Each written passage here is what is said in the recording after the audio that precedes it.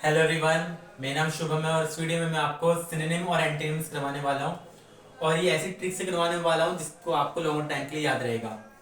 और या यदि आप प्रिपेयर करें D T plus B P R T T G T P G T के लिए और एन वी एस और टेट और any other competition exam, so this video is going to be very very helpful for all of you. तो हम सबसे पहले synonym लिखेंगे वर्ड्स के, उनको याद करेंगे और उसी के सामने हम एंटोनिम्स लिखेंगे, फिर उनकी ट्रिक्स याद करेंगे जो उनको कैसे याद कर सकते हैं। तो पहला जो वर्ड है, और ये वर्ड जो है पहले आ चुके हैं। तो पहला वर्ड कंसेंट। कंसेंट वैसे इजी है, हमें पता है इजाजत देना होता है इसका, है ना। तो पहला वर्ड आप खुद याद रखें। तो कंसेंट के सिनोनिम्स क्या हो सकते हैं बताइए। अग्री हो सकता है एक तो, अग्री, ये भी हमें पता है। अग्री का मतलब होता है कि हम अपनी मंजूरी दे रहे हैं, स्वीकार कर रहे हैं, राइट। अगला मतलब परमिट। आपने ट्रक के पीछे देखा होगा कि ऑल इंडिया परमिट, मतलब उस ट्रक को पूरे देश में घूमने की इजाजत है, कि वो कहीं भी जा सकता है, परमिट। और अगला वर्ड मतलब सिनोनिम्स का एक्सीड, एक्सीड। और अगला असेंट। तो हमने अब लिख लिए कंसेंट का मतलब स्वीकृति देना। क्या होता है इसका मतलब? स्वीकृति देना, यही होता है ना।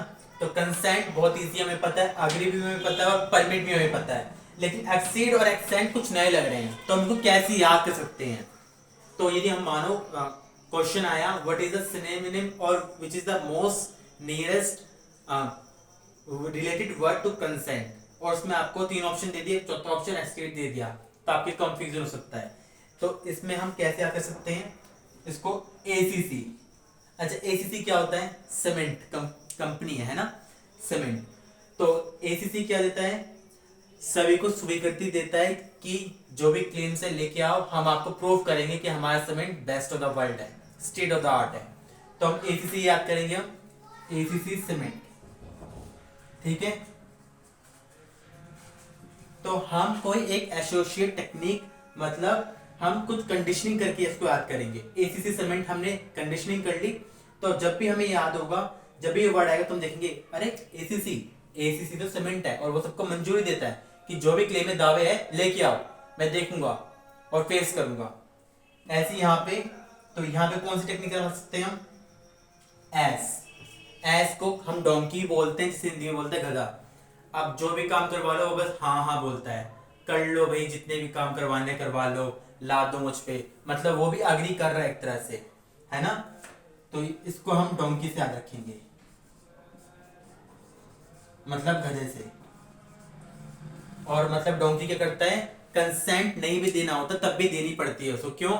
क्योंकि लोग काम करवाते हैं उनसे। तो एक तरह से आप उसको ऐसे याद कर सकते हैं, ठीक है।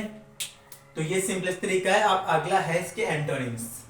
तो ये तो रहे थे हमारे सिनोनिम्स, और इसके अगले हैं एंटोनिम्स जो हम याद करने वाले हैं।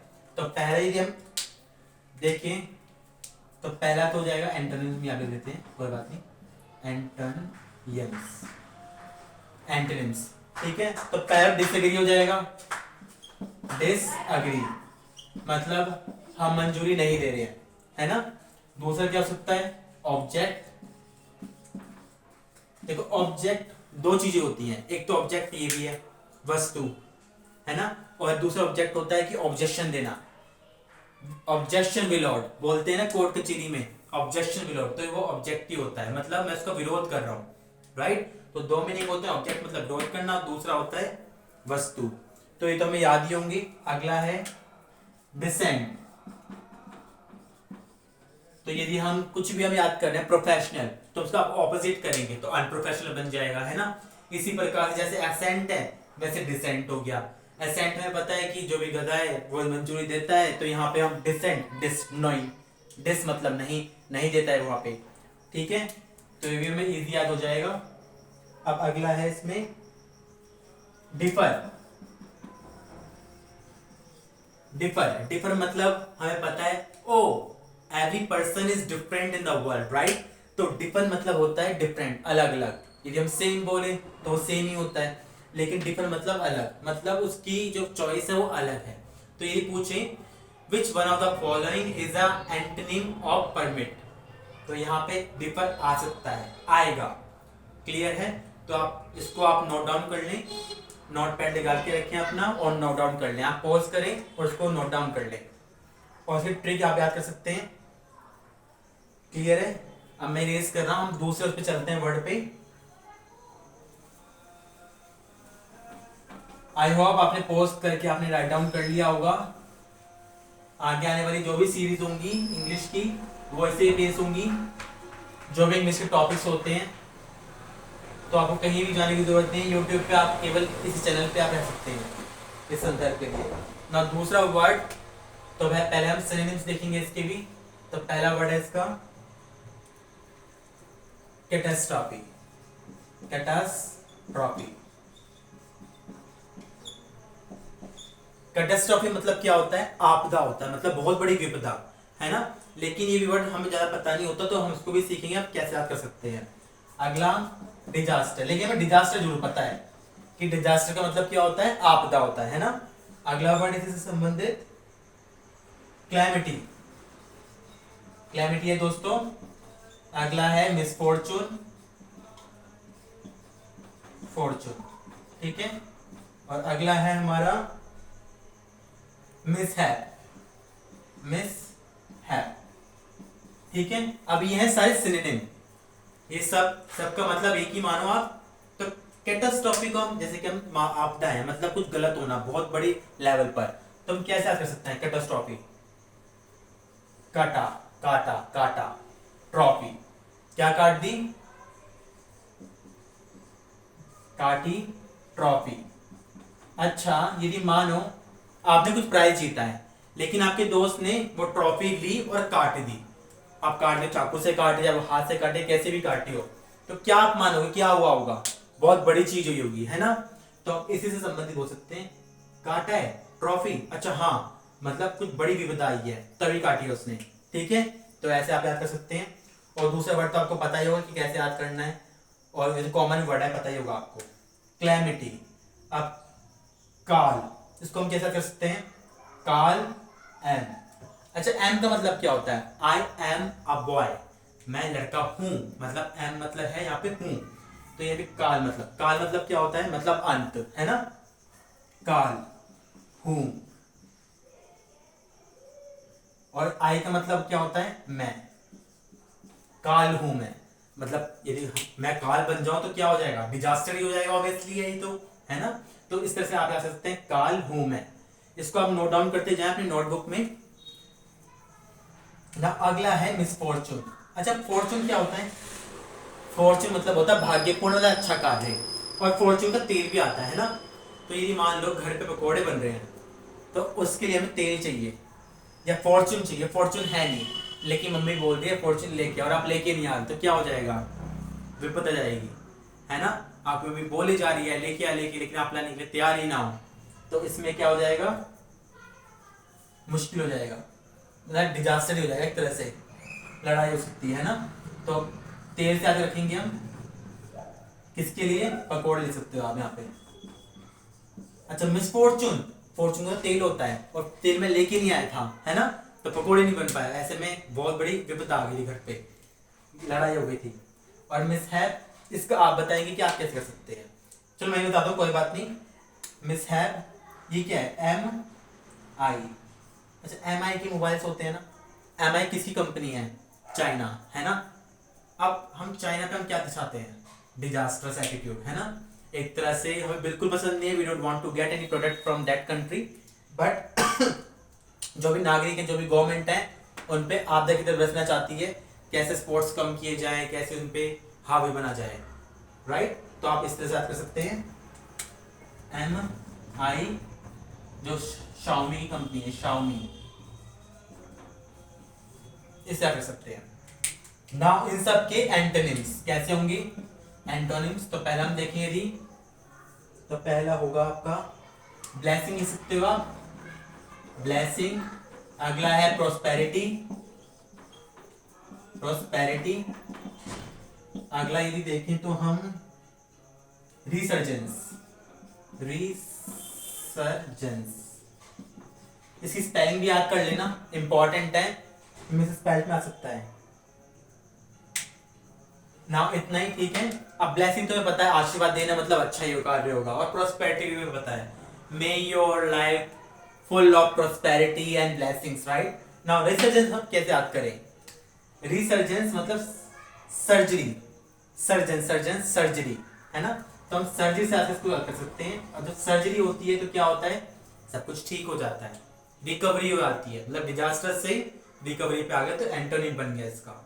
समझ पा रहे हैं? आई होप जो ये ट्रिक है आपके पक्का बेनिफिशियल साबित होंगी, क्योंकि मैंने खुद बनाई है और मैंने ऐसे वर्ड याद किए थे अपने टाइम पे लर्निंग प्रोसेस में, तो मुझे लगा कि आपके यहाँ शेयर करने चाहिए। तो ये 2 वर्ड हो चुके हैं हमारे, 2 टॉपिक हो चुके हैं सिनोनिम एंटोनिम, सिनोनिम एंटोनिम्स में। आई होप कि आप लिख रहे होंगे अपनी नोटबुक में या नोटपैड में। नाउ लास्ट है इसमें जो है आपका तो ये भी हम सिनोनिम्स देखें इससे पहले। तो वेनम, अच्छा वेनम मतलब क्या होता है? जहर होता है, और जहर भी किसका होता है? किसी सांप का होता है, ये जो भी रिप्टाइल्स होते हैं ना उनका जहर, या डंकी बोल सकते हो आप, तो वेनम उसको बोलते हैं। वेनम की मूवी आपने देखी होगी शायद, या पता होगा आपको कि मूवी है वेनम पे। अगला पॉइजन, ये तुम्हें पता ही, पॉइजन मतलब जहर होता है, तो सिनोनिम बनेगी, सिनोनिम है इसका। अगला है इसका मेलवलेंस, मेलवलेंस। अगला है रिसेंटमेंट, मैन। अगला है रैंकर। अच्छा कितने हैं? 1 2 3 4 5, ये 5 वर्ड हैं जो सिनोनिम है एक दूसरे के। तो वेनम, पॉइजन में पता चल गया कि पॉइजन तो जहर होता है, तो मतलब जहर का ही एक तरह से नेगेटिव में काम करेंगे सारे वर्ड ये। तो वेनम, तो कैसे याद करें हम, क्योंकि वेनम भी न्यू वर्ड लगता है। तो वेन वेन वेन, तो यदि वाइन बना दे इसको हम, क्या जाएगा? वाइन। तो venom, wine, van, venom, wine, तो वाइन से आ जाएगा वाइन। यदि आप ज्यादा कंज्यूम करोगे क्या होगा? ऑब्वियसली जहर बन जाएगा, है ना। So in this way we can learn this word. Now another is malevolence. Male इसमें क्या होता है?